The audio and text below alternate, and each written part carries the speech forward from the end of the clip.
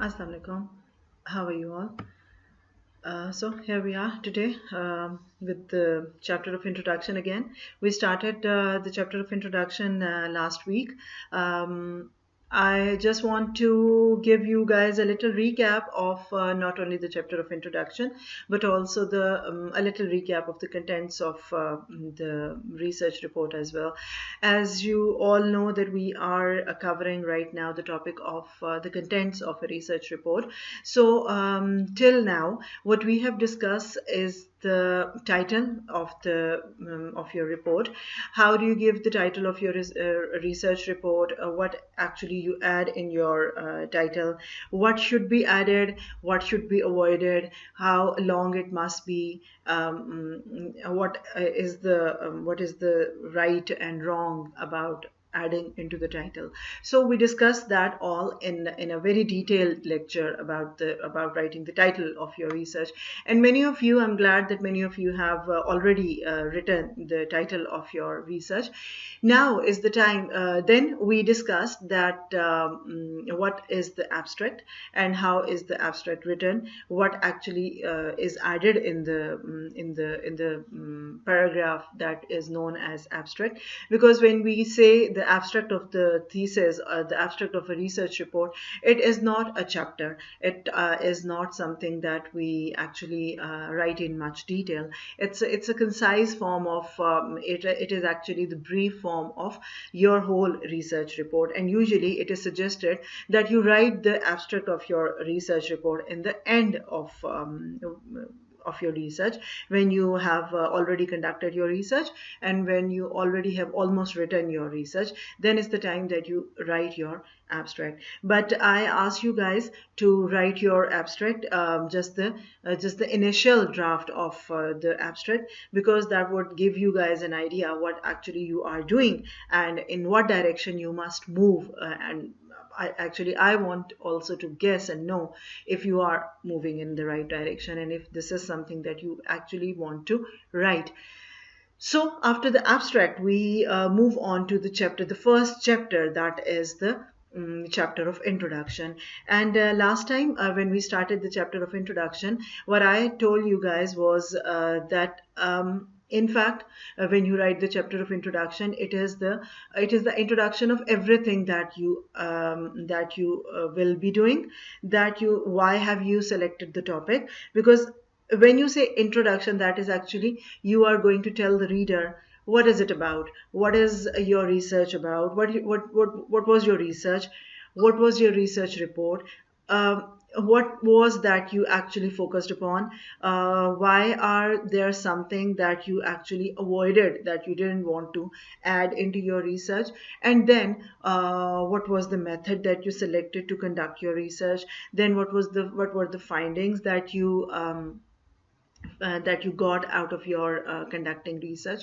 So this is all this is actually the whole of your thesis. But about all this, where you write it in the chapter of introduction. Basically, you introduce your reader to your work, not only your work but your intentions as well. As a researcher, you decided something, you thought about something, you thought of doing something, a research in a particular direction, in a certain direction. You decided that you will also tell this to your reader, and then why did you select this topic, what is the importance of this topic, what would be the direction which you follow to conduct your research, what will you see to that after doing that research, what will be your target actually that you are aiming to achieve. So these are all things that you actually tell the reader in the chapter of introduction. So I just want to give you guys a recap of the chapter of introduction, what we have done last time, and then we will move on to the next parts of the chapter of introduction. So I told you guys as well that whatever the headings, whatever the topics that I have added into this lecture of the chapter of introduction, you are going to follow exactly the same headings, exactly the same contents when you will be writing your research report. So moving on, when you say that what is the chapter of introduction? introduction basically is that you want to tell the reader that what is the rest of the thesis about, how it is going to relate to what you have, the topic that you have selected, and the motivation for undertaking your work, and the importance of your research, why you selected this topic, how will you conduct this research. This all is going to be discussed in the chapter of introduction. You are going to write that all in the chapter of introduction. Then we moved on to the essential ingredients of a powerful introduction, and the first thing that we discuss was, by the end of this chapter, when you will be writing the chapter of introduction, you must have told your reader that what is your research, what are you actually researching, then what is the importance of your research, and who is going to benefit from your research, and then how are you going to research it, means how are you going to conduct your research. So these are all the points that the reader will be quite clear when he or she will read the chapter of your introduction, and you will be done with writing of your chapter of introduction. Then we discussed the core ingredients of the introduction chapter, and the number one was the introduction. If you remember that we discussed that when you start writing the chapter of introduction, the first thing that you write is the introduction of the introduction chapter.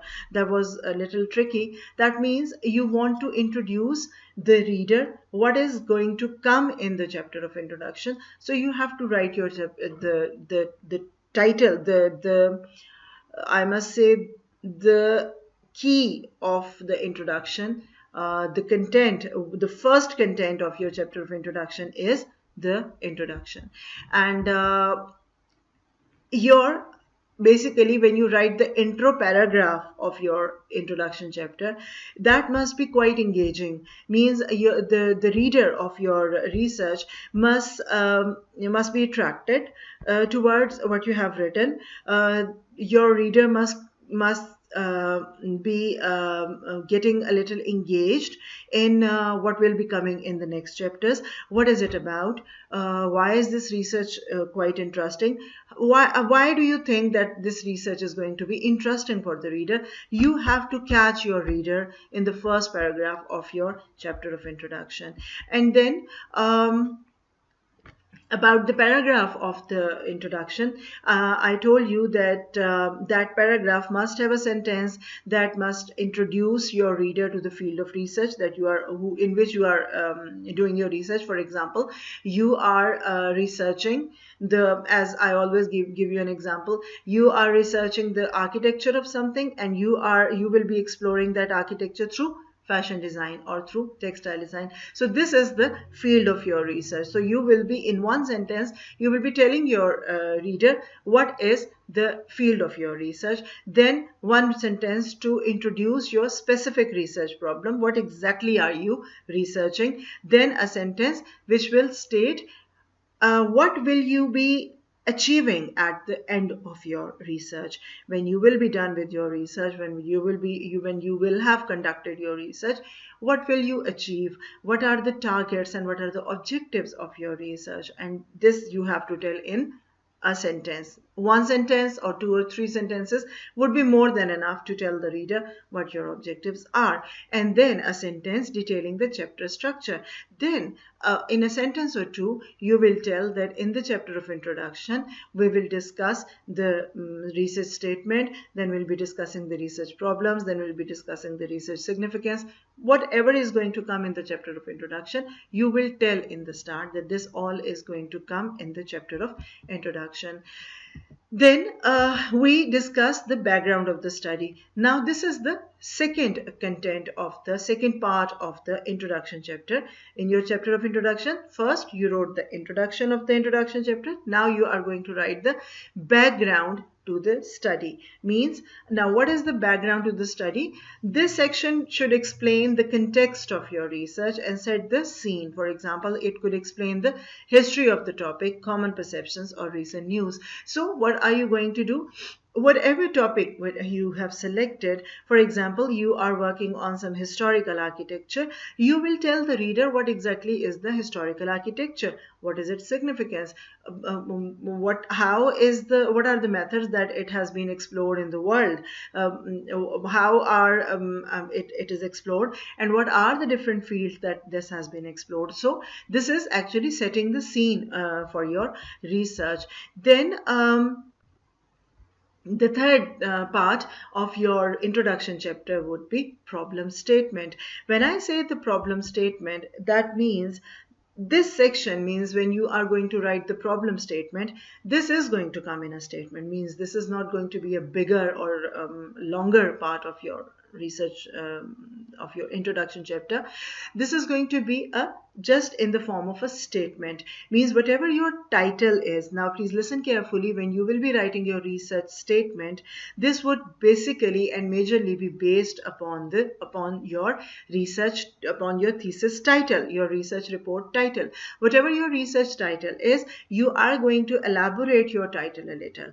You are going to add a little discussion in a very little, a very brief, means title is for 1 or 2 or 3 lines, and this research this problem statement or research statement is not going to be longer than 3 or 4 lines. So the section should identify the gap in the existing literature that you are trying to fill, the problem you are trying to solve in the precise context in which you are studying it. Means very precisely you are going to tell that already in the field of, for example, in the field of historical architecture, a lot has been done, and different archaeologists also explore different sites, and historians explore the different historical sites, different cultures explore different sides. So basically you will tell that there is a lot that is being done in the field, for example, whatever your field is. But as a fashion designer, I want to explore a historical site which is rarely, for example, rarely explored, and the aspects that I'm going to explore are, in my view, they are less explored in the fashion design field. So this is the way you are going to tell the reader what is the gap that you are going to fill, means what are exactly you are going to add into the field of research, and then the problem you are trying to solve, exactly what the problem is, means for example, whatever the historical site you have selected, as I told you, जिस student की मैं बार बार आपको example देती हूँ, if she has taken an example of the Haveli Nonehal Singh, that means this is the specific problem that she is trying to solve. And then in the precise context in which you are studying it, means what is the precision? Means what is the precise context? The precise context is the fashion design field. This is the precise context, because you are going to explore. You're not going to explore it in the photography. Yes, you will be doing photography, but as a mode of research, not exactly the mode of execution.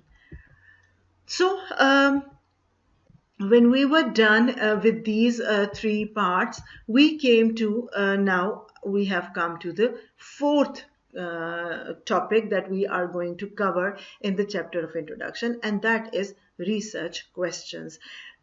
Or your research questions can also be called your research objectives. Sometimes we actually change our questions into objectives. So basically, whatever you want to ask yourself, actually you are asking yourself what you are trying to solve, what you are trying to explore.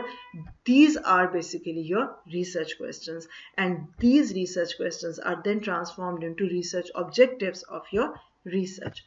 So, as you probably discovered when choosing your topic, meeting your research objectives may require answering several more specific questions, your research questions. So basically, when you finally thought of a topic, when you finally chose your topic, and then you may find out that out of your research topic, there will be a lot of questions arising. That means you are actually asking yourself that if I've selected this topic, in what manner I'm going to explore this topic, also in what directions I'm going to explore this topic.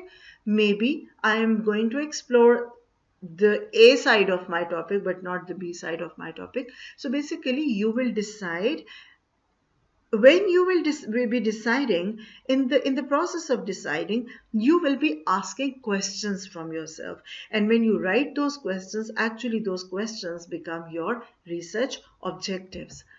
If you look at this image, what is the scope of exploring historical sites, for example? Now this I've just given you guys an example. Like, this is the topic. This is one topic of your introduction chapter, and that is research questions or research objectives. You are, according to your topic, are going to design some research questions, and those questions will then be transformed into research objectives. For example, coming back to again the topic of historical, exploring the historical sites. If you look at this diagram, what is the scope of exploring historical sites? Question number 2 can be, to what extent are the sites preserved and restored?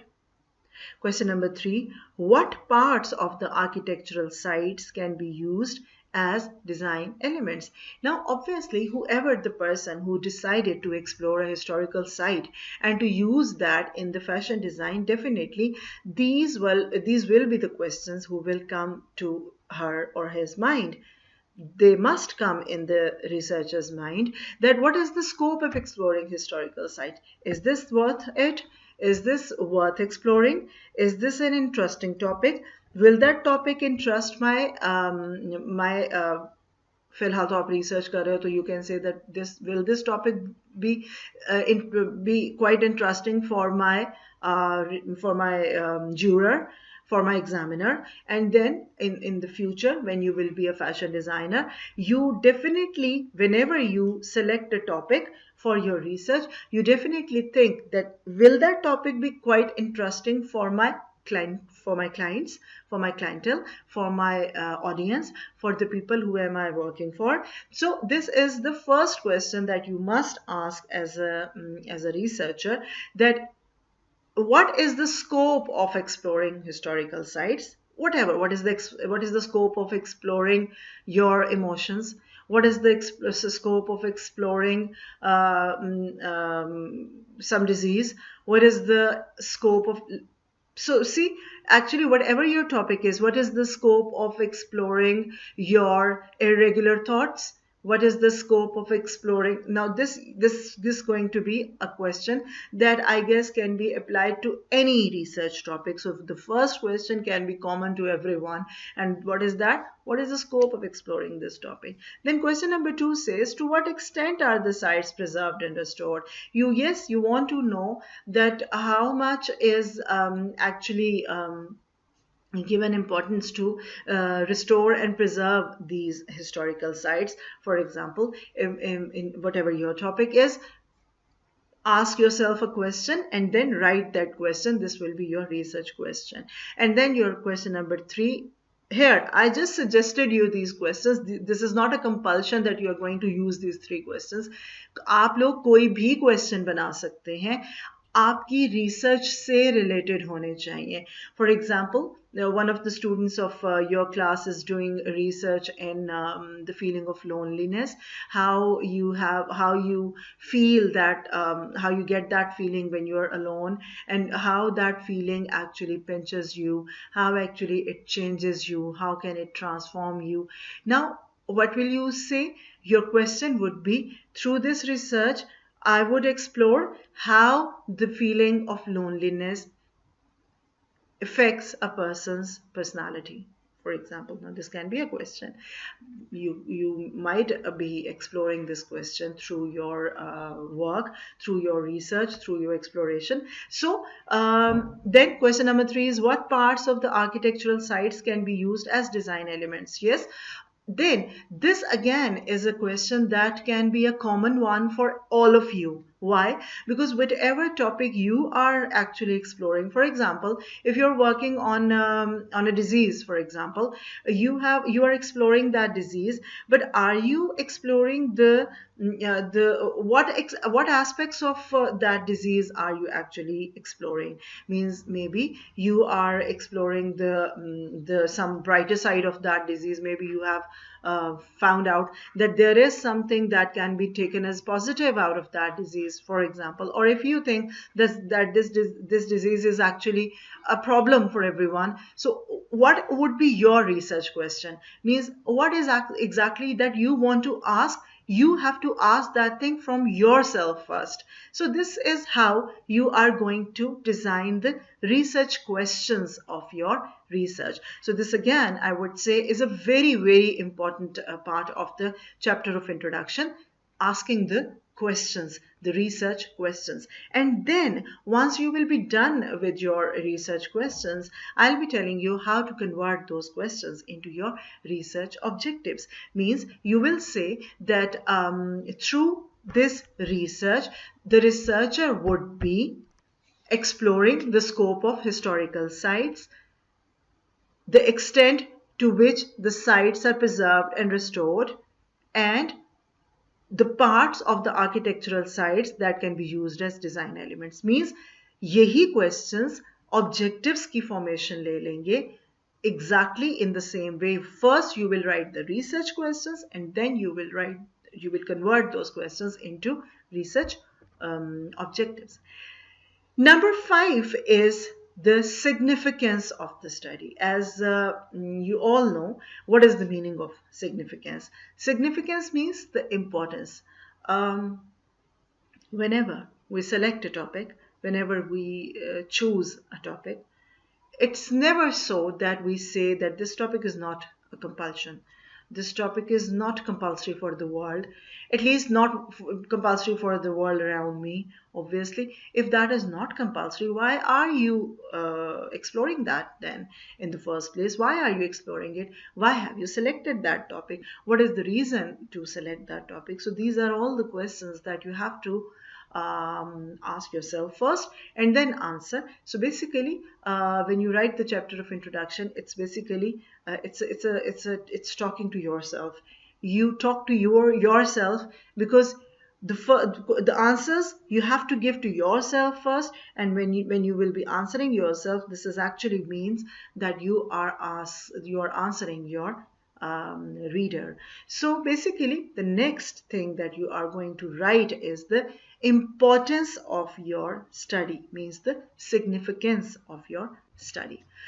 By this point, you would have already briefly hinted at the importance of your study in your background and problem statement sections, but you haven't explicitly stated how your research findings would benefit the world. When we say the significance of the study, means the importance of the study, they say that when you write the background of your study, obviously you tell us that this topic is very important, this topic is very interesting, this topic has been explored to this extent, this topic has been worked upon to this extent. You have discussed this all in the when you were writing the background of your study, and when you were writing the problem statement of your study. But now in this section, means when you are writing the importance of your study or the significance of your study, exclusively what you are going to tell the reader is the benefit that the world is going to get from your study. Means, are you going to add something? Is your research worth conducting? Means, whatever you are going to explore, and in what manner you are going to explore your topic, will that topic affect the world? Means, it's not just like, it's not, if the effect doesn't mean कि तुमने कोई दुनिया बदल देनी है. Basically, effect means, is it going to add something? Is it going to provoke some thought into some people's mind? So this is basically the benefit. You have to specify who is going to benefit from your research. Means, if you say, yes, this would be an addition in the field of fashion design, because this has been less explored in the field of fashion design. For example, emotions have been less explored in the field of fashion design.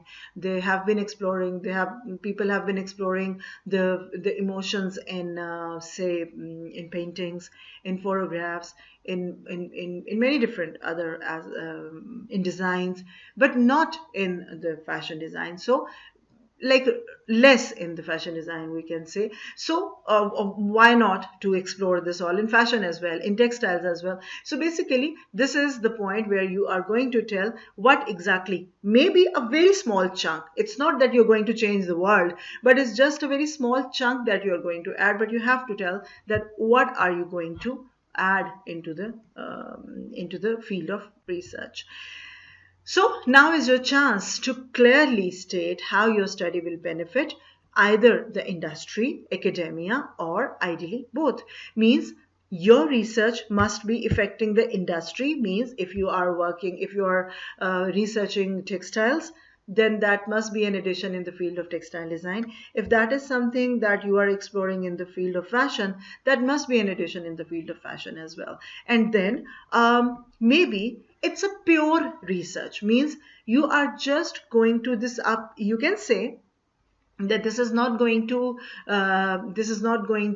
affect have a bigger effect in the field of fashion design, but this is something that I want to introduce academically, that this must be explored as a subject, as a theoretical subject. Then this is also is an addition. So your research must be an addition in the field of academics or in the field of industry, and ideally both. How will your research make a difference? What implications could it have? Now, when you will be conducting this research, what difference are you going to bring in the field of design, either fashion or textile? I'm saying this again and again because obviously you guys are student of fashion and textile. And what implications could it have? What possibilities? What resisting factors? What problems? This all you can discuss. This section does not need to be too detailed, as you will likely address this again later in the chapter, but it should pointedly present the value of your research and where it can be applied. So they suggest that you shouldn't write the significance of the study very in much detail, because this you have to write a little brief, because maybe you will be discussing the importance of your research in the further parts of your chapter as well. But right now you have to be a little vigilant about what you are actually doing and how you are doing it. So the next thing that we are going to discuss is the number 6 part of your chapter of introduction, and that is going to be the limitations. Now when I say limitations, I have this explained a little earlier as well. What is exactly the meaning of the word limitation? For example, if I give you a general example, for example, if you are working on the patients of a hospital, you are actually working on the patients of a disease.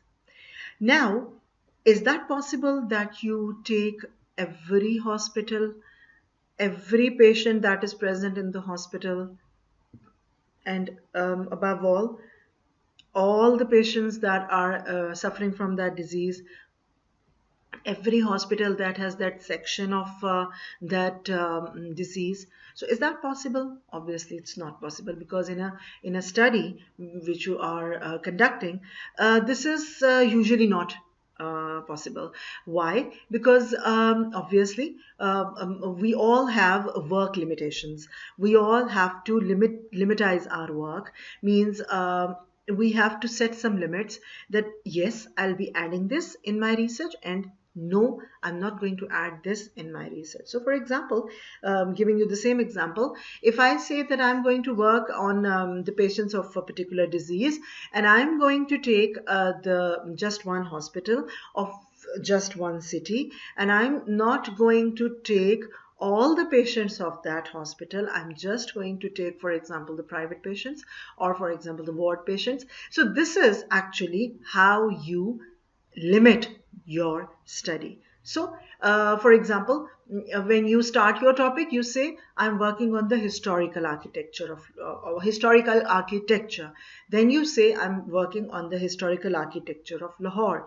Then you say, I'm not going to take the whole historical architecture. I'm just going to take the Sikh architecture. I'm not going to explore the whole Sikh architecture that is present in Lahore. I'm just going to take one building. In that building, I'm not, for example, going to explore the whole building. I'm just going to explore the historical aspect of that building. Maybe I'm just going to explore the architecture of that building. Maybe I'm just going to explore the interior of that building. Or maybe you say that I'm going to explore the architecture and interior of one historical site. So this is how you limit your study. You all have to limit your study. You all have to write the limitations. 1, 2, 3, 4 in points. You are going to tell your reader what are the limitations that you. अच्छा, इसको sometimes लोग confuse करते हैं इस चीज से, the problems that you face while conducting your research. Limitations are not the problems that you face. Limitations are something that actually you apply on yourself, that I am not going to go out of this particular specific area of work. मैंने इतना ही काम करना है, मैंने इससे बाहर नहीं निकलना, मैंने इससे ज़्यादा वाइड स्कोप नहीं करना अपनी स्टडी का. So basically this is how you limit your study. So the key is to recognize the limitations upfront and be completely transparent about them so that future researchers are aware of them and can improve the study. Definitely, actually, when you draw your limitations of your study, for example, if I give you, again, I give you the example of historical architecture. Now, if you say that already I have explored one historical architecture that was made by Sikhs, and that was in Lahore, maybe someone else also want to explore the historical architecture of Lahore in fashion attires. But this time, she or he may take another architecture, another building, another aspect of the architecture. So basically, when you limit your study, you actually permit other people to work on the other resting aspects of the rest of the aspects of your area of research. So basically, this is very important that you recognize your limits upfront and be completely transparent. Means there is no point of hiding something that, oh, I told that I will be taking a population of 300 people and I have just worked upon 100 people. Okay, why not to tell your reader that I have worked on 100 people, I haven't worked on 300 people. So this is basically that you keep your study transparent. For example, you might consider how the findings are limited in terms of, okay, when you come to the findings, means you have conducted your research, and for example, there is some problem in writing your findings, or there was some problem in conducting your research. Now you will explain this in your findings and how. The research method, for example, the subjective nature of qualitative research. In your findings, you will tell the reader what was your research method, means how did you conducted your research. When you will tell your reader that this was the way I conducted my research, you are actually telling the reader this was just the way I selected. I haven't selected 1, 2, 3, 4, 5 different methods. I just selected this one method. The resources of the researcher, for example, time, money, equipment. Yes, very important. For example, if you say I have, for example, if you say I have explored the effect of coronavirus, COVID-19 on the psyche of people, for example. Okay, so did you take the patients of starting from the August 19 and coming till this year's December or November? Are you taking the whole time period? Are you exploring or researching this whole time period? You will say, no, I just explored it for last 2 months. I just explored for the month of October and November in the second wave of COVID, for example. I just took the patients that are present in Pakistan. I just worked upon the changes and changes in the thought process and the mentality, that the psyche, the emotions, that of the people who haven't been actually suffered, but they were passing through some fear of that disease. So that means this is your limitation. You are telling your reader that your time was limited. You are telling your reader that yes, I didn't have that much. I gave you guys an example of going to, for example, if you're working on the craft of Kailash Valley, but you say that I don't have much funds to go to the Kailash Valley. So does that mean that you shouldn't work on the craft of Kailash Valley? No, it doesn't mean that. That means you have to tell the reader. Sometimes people lie that yes, I went to the Kailash Valley, but their collection of photographs is telling us that this has been taken from some magazine, this has been taken from some books or some websites. That means they themselves didn't go, they are lying. And that is a wrong way of doing research.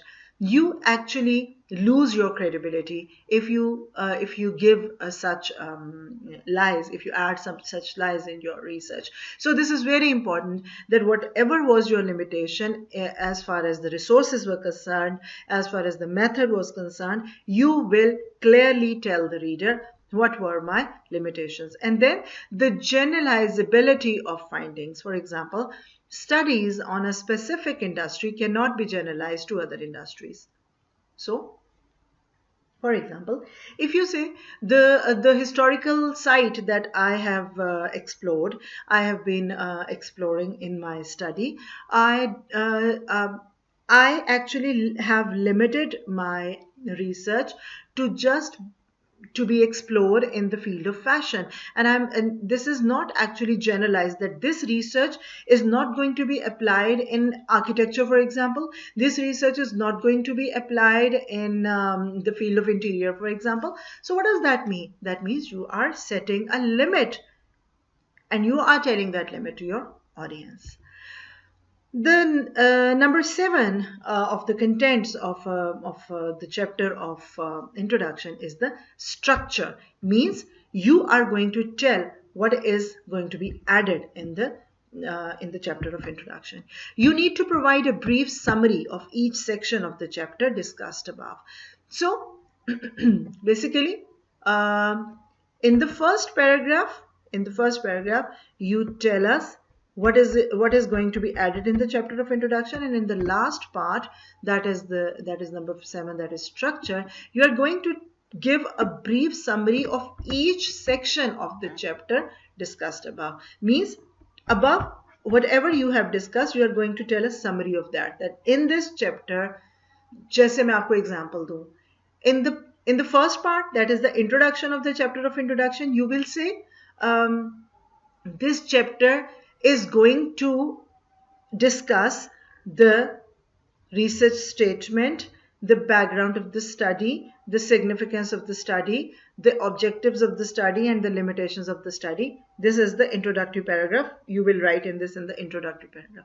In the end, when you are done writing your introduction chapter, in the end, in the last paragraph, when you are writing the structure of your chapter, you will say that in this chapter we discussed the research topic, then we discussed the research, the problem statement, then we discussed the whatever was the research objectives, the research questions, then we just discussed the significance and the limitations of the study. So basically पहला part ये कहेगा कि chapter में क्या discuss होगा, last part कहेगा क्या discuss हुआ है. So this is how you open a chapter and you close the chapter. So this is how you are going to build your chapter of introduction.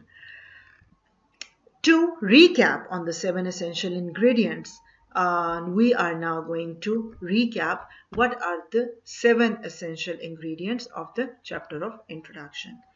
Introduction, number 1, in the chapter of introduction, first of all, you are going to give the introduction of the introduction chapter. That would be introduction, give a very brief, high level overview of what your research will be about. you are going to discuss very briefly what your research is going to be about. Then you will tell the reader what is the background of your study. This will set the context for your study by laying down foundations. Means you are going to tell each and every detail of what is the topic, how are you going to explore it, why have you selected this, what will be the aspects that will be explored. This all is going to be explained and discussed in the background. Then the problem statement explains what the problem is that you're going to try to fix. This will be your research objectives. Then your research questions breaks your research objectives down into clear questions. So as I told you, you can make the research questions first and then you may turn into research objectives, or you may make the research objectives first and then convert your research objectives into research questions. Then you will discuss the significance. Significance explains what value your research will provide to the world. What is exactly that is going to be added in the world when your research will be out for the reader. Then you will be discussing the limitations of your study. This would explain what the shortcomings of your research are or will be. And then finally, the structure, which provides an overview of the structure of the entire document. Means whatever you have written in the chapter of introduction, in the end you are going to summarize what you have written. So this was all about the chapter of introduction. I hope you guys will have a clear understanding now what to add in the chapter of introduction. Basically, this is all practice. This is all trial and error. This is the first time you are going to write a document of your own. This is the first time that you're going to write a report of your own. I am sure that I know there you are going to face some problems as well, because writing in your own words is not always a piece of cake for everyone. But still, I would suggest you guys that as much as you will write in this course is going to help you in the next semester when you will actually be writing your research report. So I would advise and suggest you guys to complete your chapter of introduction till the next week, because this is going to be a little longer chapter. This is not going to be a smaller chapter, but this is not so that you're going to add many pages, like 8-10 pages based on the chapter of introduction. No, 3-4 pages, 4-5 pages are enough for writing the chapter of introduction. So again will advise you guys to start writing your chapter of introduction. I know in this course you are going to practice in a brief and in a little way that it's not going to be a perfect document, I'm sure about, but it's a practice that if you start it right now is going to help you when you have to write your final and original document. So with this we'll be ending our today's lecture. Inshallah, we'll see you guys in the next class, and I'm sure when we will be meeting, you guys will be done with writing your abstract. Again, that abstract will be in the form of an initial draft, and we'll discuss what the problems are and what is right in when you write the document of abstract. And after that you'll be writing the chapter of introduction. Till then, thank you and Allah Hafiz.